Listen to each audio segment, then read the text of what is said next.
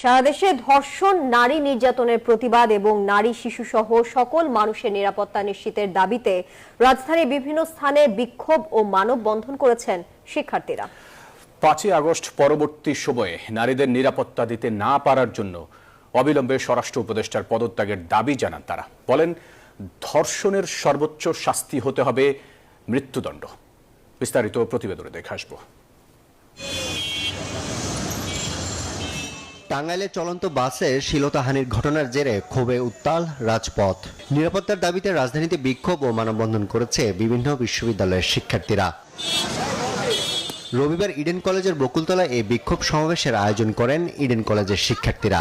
এ সময় তারা ধর্ষণ, নারী নির্যাতনের প্রতিবাদ ও মানুষের নিরাপত্তার দাবি জানান। ইডেন কলেজের শিক্ষার্থীদের আক্ষেপ, কেন 5 আগস্টের পরও বৈষম্যহীন বাংলাদেশে ধর্ষণের শিকার হতে হবে নারীকে। 24 ঘন্টা পার হয়ে গিয়েছে, আমরা দেখেছি রাষ্ট্র সেই সকল ধর্ষকের বিরুদ্ধে কোনো ধরনের পদক্ষেপ নেয়নি। ঘন্টা প্রতি এক একজন করে ধর্ষক হচ্ছে, এটা কি আসলে কি কাম্য? নারী নিরাপত্তার দাবিতে ইডেনে যখন ক্ষোভ বিক্ষোভ, তখন একই দাবিতে মানববন্ধন করেছে তিতুমির কলেজ শিক্ষার্থীরা। এ সময় তারা ধর্ষণের সর্বোচ্চ শাস্তি মৃত্যুদণ্ডের দাবি জানান। টানা 7মবারের মতো বেস্ট টিস্যু পেপার ব্র্যান্ড হিসেবে স্বীকৃতি পেয়েছে বসুন্ধরা টিস্যু। 24 পরবর্তী সময়ে আমরা একটি নিরাপদ বাংলাদেশ চেয়েছিলাম, যেখানে রাজনৈতিক কিংবা অরাজনৈতিক কোনো ধরনের অনিরাপত্তায় আমরা ভুগতে চাই না।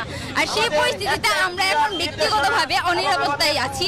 সরকার দর্শকদের সর্বোচ্চ শাস্তি নিশ্চিত যাতে করে, সেটাই আমাদের আজকের দাবি।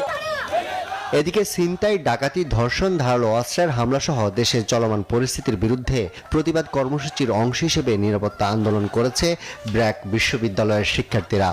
বিশ্ববিদ্যালয় থেকে যখন বের হচ্ছে, আমরা নিশ্চিত হতে পারছি না আমাদের নিরাপত্তাটা কোথায়। যে কোনো বয়সী মেয়েরা আজকাল ধর্ষণের শিকার হচ্ছে, কিন্তু সে তুলনায় আমরা কোনো শাস্তি, দৃষ্টান্তমূলক শাস্তি আমরা দেখতেছি না। নারীদের নিরাপত্তা নিশ্চিত করতে প্রশাসনকে আরো কঠোর হওয়ার আহ্বান জানান শিক্ষার্থীরা। আরিফুল ইসলাম, নিউজ 24, ঢাকা।